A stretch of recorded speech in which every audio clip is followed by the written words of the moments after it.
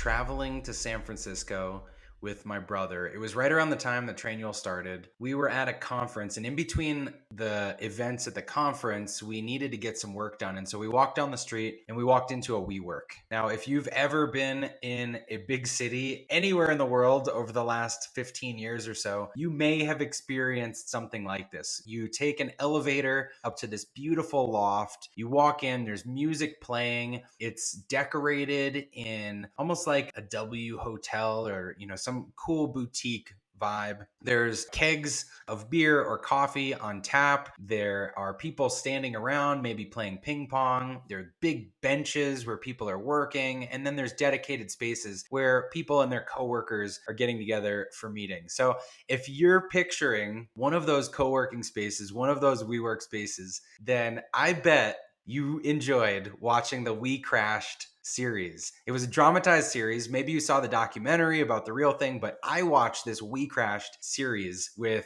Anne Hathaway, Jared Leto, and I loved it. It was so much of the entrepreneurial story just packaged into 8 or 10 episodes. So if you haven't seen it, check it out. Whether or not you've seen it, though, I pulled out a handful of lessons. And so here are 10 things that I learned from the WeCrashed series that I think are great lessons for anyone that's running a business today. Number one, focus. Focus on one thing. At the very beginning of the series, you could see that Adam Neumann's character was trying to sell knee pads for babies and trying to sell collapsible women's heels. And he had this crazy idea about living and working together that he was sort of percolating and working on at the same time. But it was until he focused on that thing and realized it's that community, it's in an office, this is what I'm going to work on. That's when he started to have success. In a lot of businesses that I talk to, you are testing a lot of different products and services, or maybe you're trying to run a couple companies. I've done that in the past. I had my main company and I spent 6 figures on trying to start up this spin-off company that just didn't work. And I realized that you have to focus. You have to do one thing and do it really well. And if your focus gets split across a couple things, that's when you can really start to struggle in business. And so this series really reminded me of that focus on one thing and you'll succeed at that one thing.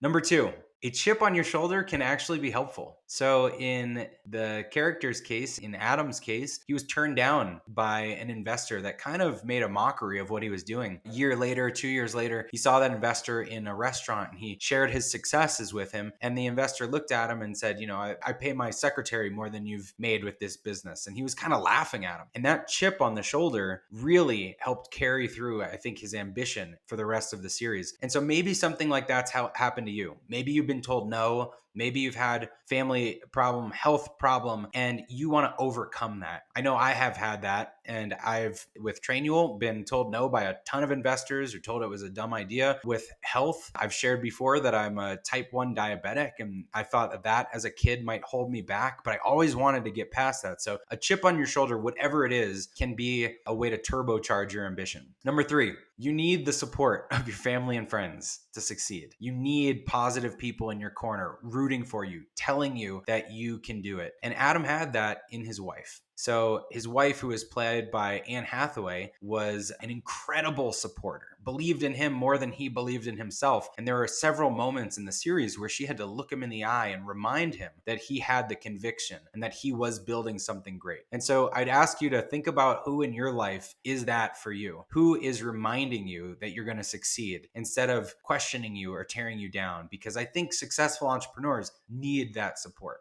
Number 4, take bets on people. So this manifested in a couple different ways. So the co-founder of WeWork bet on Adam Neumann when he was starting. He was an architect and he bet on him, not necessarily the idea, but he said, I want to work with you. He was on the phone with something else as Adam sharing the idea with him. And he basically just ignored that phone call, hung up, said, yep, I'm going to quit whatever I'm doing. I'm going all in. I'm working on you. Later in the series, they were recruiting someone that was running their own business. And she was incredible when it came to brand. And they wanted to bring her into WeWork. And that idea that you're constantly betting on people in the business kept popping up for me. So in your company, take big bets on great people. When you come across great people out in the world, bring them into your world, find a position for them, because I really think it's people that help accelerate what we're doing. Number 5, create a community. So WeWork did this maybe to a extent that was way too far, and it was a little cultish, and it was a little probably unsafe how they did it.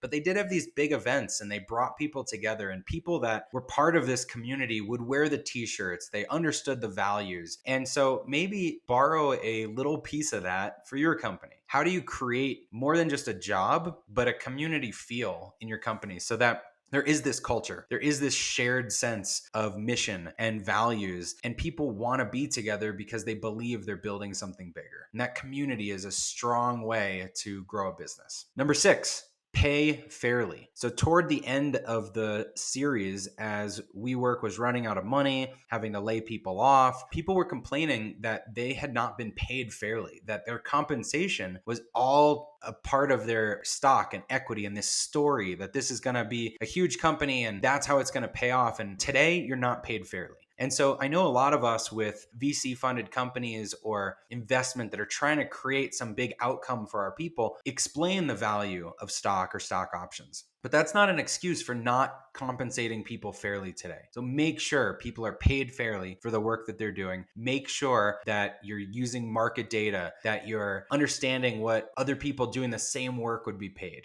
and that you are paying people the right wage. Number 7, organize your chaos.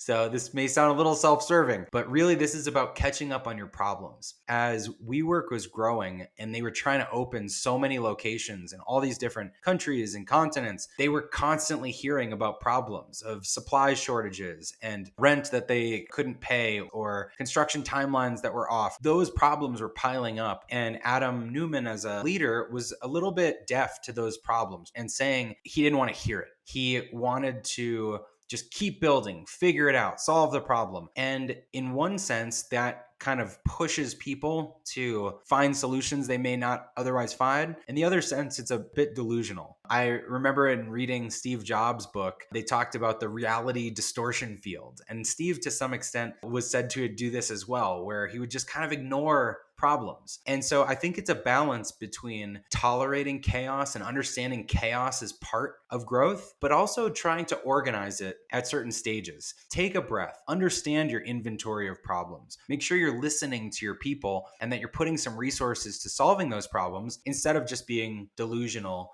and ignoring them. Number 8, pursue a big vision. So Adam and his wife wanted to improve the world's consciousness or raise the world's consciousness. They had this very lofty vision. Even though that may be too lofty, your business needs to have a big vision that people are pursuing. So what is the big vision? What is the thing that you're changing about the industry or your community or the world or whatever it is? Why does your business exist and why are people excited to be a part of that with you? I think that goes back to the community piece, but that vision was prevalent through every episode in the WeCrashed series. And make sure you have a similar vision that's a thread through your business. Number 9, don't forget the fundamentals. So every business is in business to make money, to have a profitable model. And whether, again, you're raising VC funding to jumpstart your idea or you're bootstrapped, you have to have a business that fundamentally works. The model works. We have customers paying us money. That money is enough to cover our expenses and we can operate profitably.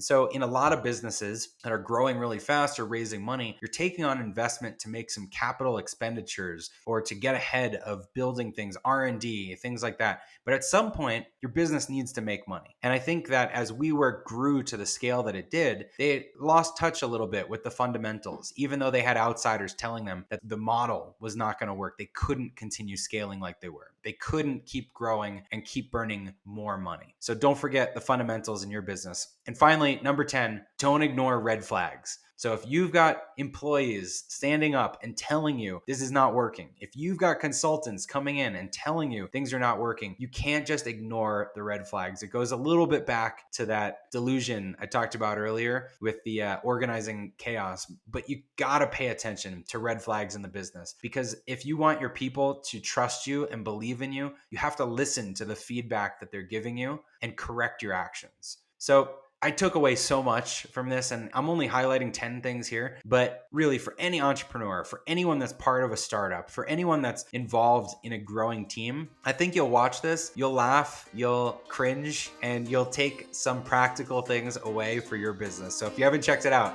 go check out WeCrashed.